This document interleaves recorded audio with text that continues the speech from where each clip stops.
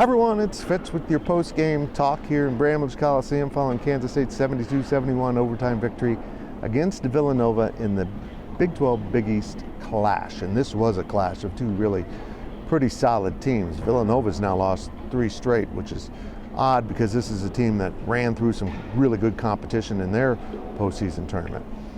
And this was a team built to beat K-State. And what I mean by that is they're long, physical, athletic, just like K-State ran into with USC to open the season and Miami in the Bahamas tournament. But K-State looked much more put together than they have so far this season. They, as Jerome Tang said in the postgame, they took the game plan and put it on the floor. And they haven't really done that at this level since the South Dakota State game. But Villanova got their attention, and it got the attention of the fans too. There was still some open alumni seating here with a 6 p.m. tip in the midweek game. I get it. I just wish people could get their tickets to someone who could go, because a lot of people would like to see this team. But the students were fantastic. They were over the top. Tyler Perry mentioned at the end of the game that he thought the sandstorm moment when he finally saw it would be incredible, but it was like 10 times what he thought. And that came with about 3.5 seconds to go, 3.9, when Tyler Perry hit a shot in overtime to give K-State the 1-point win. Villanova was getting ready to inbound the ball, and K-State's defense was good enough to force them to kind of drive it to the basket but not get a shot off in time. This was by far Kansas State's best defensive effort.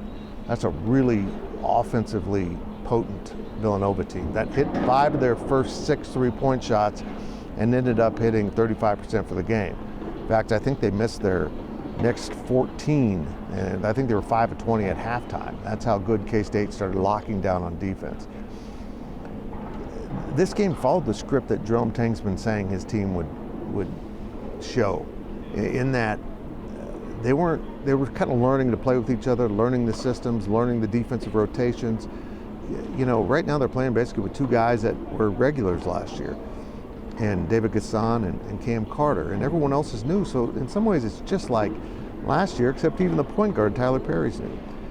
And while he made the heroic play at the end of the game like he's done in previous games, this is K-State's 3rd straight overtime victory, which is something that hasn't happened here since 1964, when K-State under Tex Winter won 3 straight on the road in Big 8 conference play and then went to the Final Four.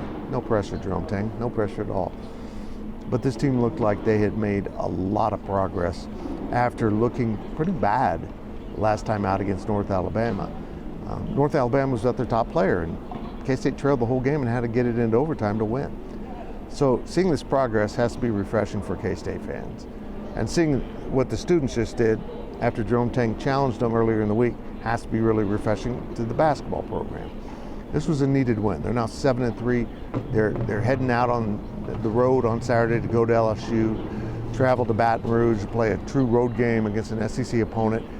They met LSU in the tournament last year and found a way to win that game. Can they win in Baton Rouge?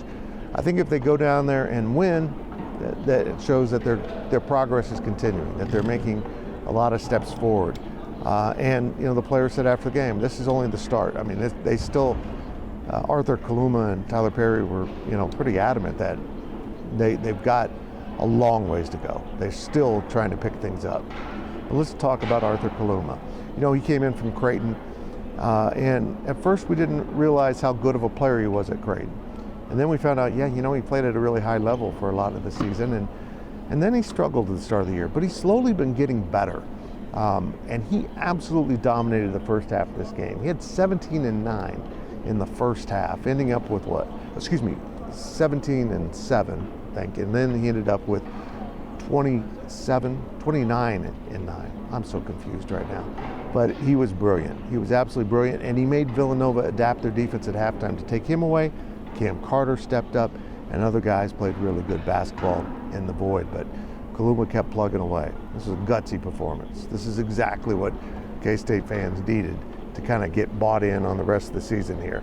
We'll see if K-State builds off of this or they step back.